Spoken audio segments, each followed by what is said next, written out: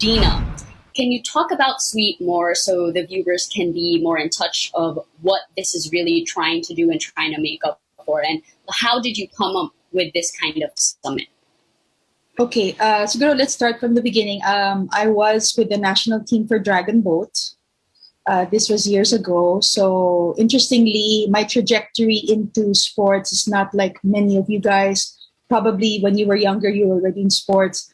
I wasn't exactly like that. I came into sports much older. I had my master's degree, and to top it off, it was a very competitive sport at that. And so back then, even though I was a woman in sport, I felt that everything that I experienced as a woman being marginalized, sadly, I thought it was normal. I thought it was normal that the men had the breaks. I thought it was normal for even people to say, hey, you paddle like a man. And I was proud of it.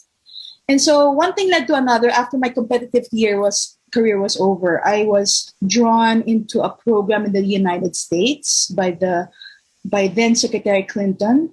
It was the Global Sports Mentoring Program. And from there, I learned about women empowerment through sports.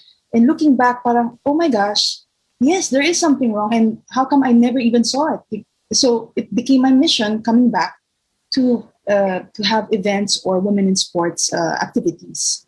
So SWEEP didn't come out as a conference right away. So it's about empowering or engaging coaches, trainers in the unique aspects of getting a woman girl into sport, because there is a difference. Okay, so, and the concept developed after that. So the inspiration for this SWEEP is all of those experiences in the past, knowing that it's not as easy to just get a girl and woman in sport, but there has to be an ecosystem that supports it.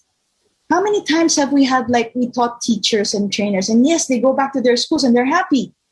However, when they go to their school, the school doesn't even understand what it is. So, sayang yung mga efforts. So as you could see from the program tracks that we developed, it's really very holistic. Whether you want to get into the careers part, okay, what's out there for me in sports? Or you want to get into research.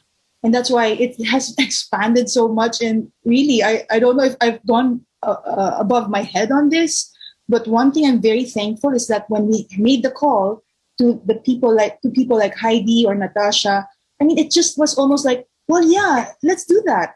I'm so happy that I think the support right now is better than it had been before. Definitely. And you mentioned your kind of standard, people were saying that you paddled like a man. I can totally relate to that, because when I started playing basketball, I started playing with all boys. So I was the only girl on the team. So everyone was like, wow. Or when I finally joined a girls team, everyone was like, wow, you play like a guy. You play so rough. And I was like, oh, okay. Thank you. Yeah. But did you think that was okay or not? Because interestingly, I thought it was like a badge of honor. Yeah, I feel validated, but oh my God, so wrong. I mean, women can be strong and still look like women. And that's a plus point, right? Yeah, definitely. Thinking about it now, I'm kind of like, oh, okay, so I guess I shouldn't have reacted that way, because I mean, like, just being women in sport, we're always compared to men. We're not just women in sports. We're always compared to, oh, we're not as fast, oh, we can't jump as high, or we're not as skillful.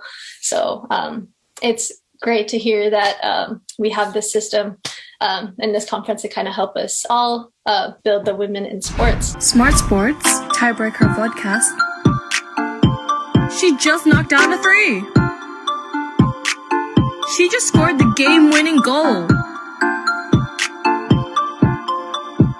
So she did.